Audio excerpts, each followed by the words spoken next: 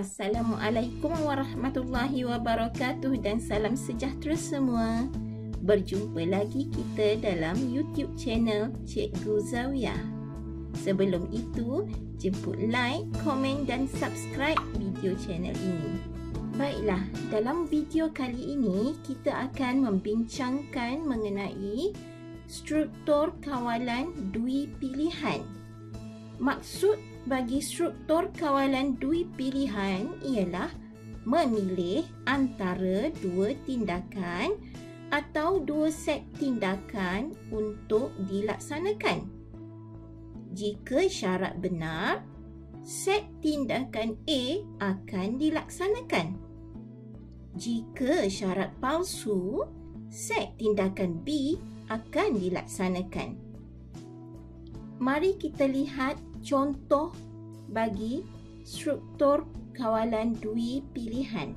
Contoh 1, sudokotnya ialah mula, jika saya lapar, maka saya makan.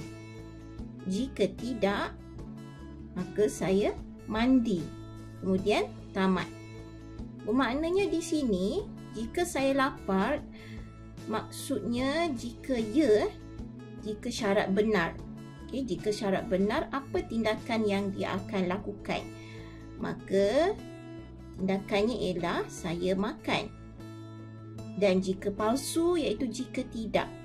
Maksudnya jika saya tidak lapar lah. Maka apa tindakan yang dia akan buat? Tindakannya ialah jika tidak lapar, saya mandi. Kemudian tamat. Dan carta alirnya seperti yang ditunjukkan ini. Mula. Kemudian ada simbol rhombus atau simbol berlian, iaitu pilihan ataupun soalan. Saya lapar. Jadi kita buat ya jika ya makan. Iaitu simbol proses di sini. Dan jika tidak, tindakannya ialah mandi. Simbol proses juga. Kalau di sini jika struktur kawalan dui pilihan, untuk ya, apa tindakan yang dia akan buat, dan untuk tidak, dia akan ada tindakan yang lain. Kemudian keluar daripada carta alir, tamat. Mari kita lihat pula contoh 2. Untuk contoh 2, situasinya ialah dua jenis markah akan dimasukkan, iaitu markah matematik dan sains. Dan markah ini akan dikirakan purata, iaitu formula untuk mengira purata ialah matematik dan sains akan ditambahkan 2 dan dibahagi dengan 2. Kemudian jika markah purata tu melebihi 40, maka lulus, kataan lulus akan dipaparkan. Dan jika markah puratanya kurang dari 40, maka perkataan gagal akan dipaparkan. Dan sudokotnya ialah mula, input markah math dan sains, kira markah purata, dan kita masukkan formula dia sama dengan math tambah sains bahagi 2. Kemudian jika markah purata melebihi 40, papar lulus. Jika tidak, papar gagal. Kemudian tamat. Dan carta alirnya seperti yang ditunjukkan ini. Mula. Kemudian simbol parallelogram ataupun segi empat selari, iaitu simbol input output. Jadi di sini input markah math dan sains. Jadi kita kena buat simbol parallelogram. Dan formula ialah simbol proses, iaitu dia akan mengira markah purata Okey, markah purata sama dengan mat plus signs bahagi 2. Okey, kurungan mesti adalah buka kurungan dan tutup kurungan untuk formula ini. Dan simbol rhombus atau simbol pilihan, okay, markah purata melebihi 40. Okey, jika ia papar lulus. Okey, papar lulus ni ialah output. Okey, output, jadi kita kena letak dia di dalam simbol parallelogram. Okey, kemudian bila dah papar lulus, dia akan keluar dari carta alih terus ke tamat. Kemudian jika tidak, okey, jika tidak, tindakan dia ialah papar gagal. Okey, sebab dua pilihan ya.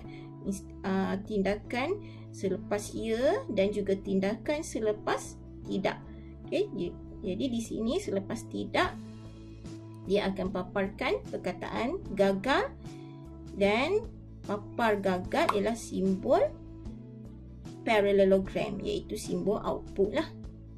Dan kemudian dia akan keluar dari carta alih ini terus pergi ke tamat. Mari kita lihat pula contoh yang ketiga. Untuk contoh yang ketiga, situasinya ialah kita pergi ke mesin ATM dan ingin mengeluarkan sejumlah wang, dan jika baki wang kita melebihi jumlah pengeluaran, maka akan dipaparkan perkataan permintaan sedang diproses, kemudian kita boleh mengeluarkan wang. Jika baki wang kita kurang daripada jumlah yang kita nak keluarkan, maka akan dipaparkan wang dalam akaun tidak mencukupi. Dan sudut kodnya ialah mula baca nombor akaun. Okey, selepas kita masukkan kad ATM ke dalam mesin ATM, dia akan baca nombor akaun kita.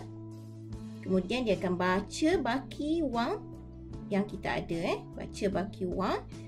Kemudian kita masukkan jumlah yang kita nak keluarkan, iaitu input jumlah pengeluaran.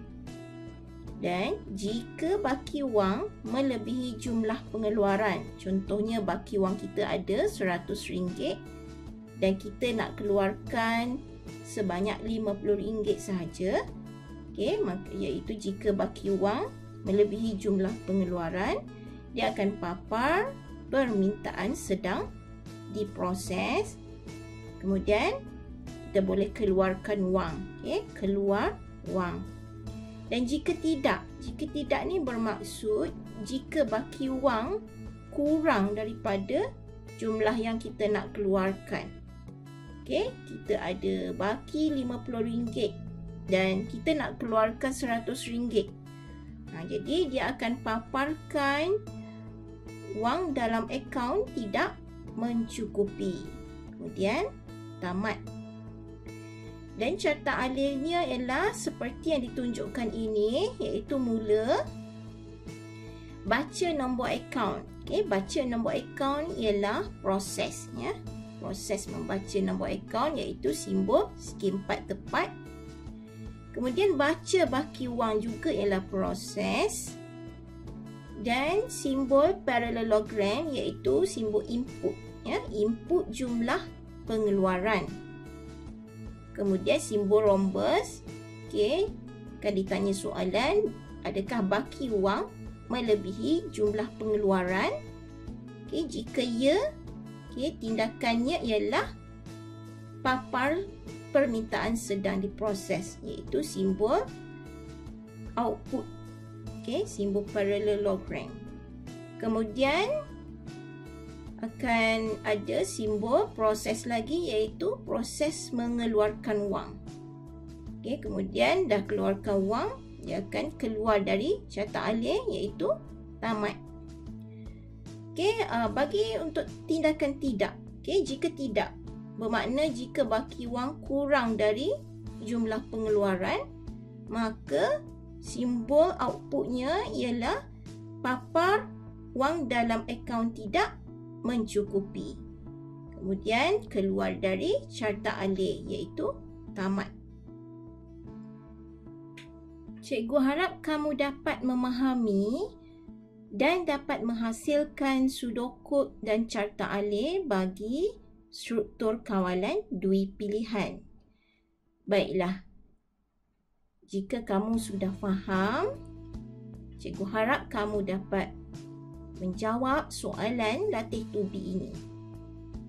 Okey, berdasarkan pernyataan yang diberi, bina sudokod dan carta alir bagi struktur kawalan dui pilihan tersebut. Soalan yang pertama atau situasi yang pertama, Zarul ingin memohon lesen memandu kereta. Kelayakan umur minimum untuk permohonan lesen memandu kereta adalah 17 tahun. Bina sudokod dan carta alir untuk menentukan sama ada Zarul layak atau tidak. Situasi yang kedua, jika markah yang dimasukkan melebihi atau sama dengan 40, lulus akan dicetak ataupun perkataan lulus akan dicetak. Manakala bagi markah yang kurang dari 40 akan dicetak sebagai gagal. Berdasarkan situasi ini, kamu perlu bina sudokod dan carta alir.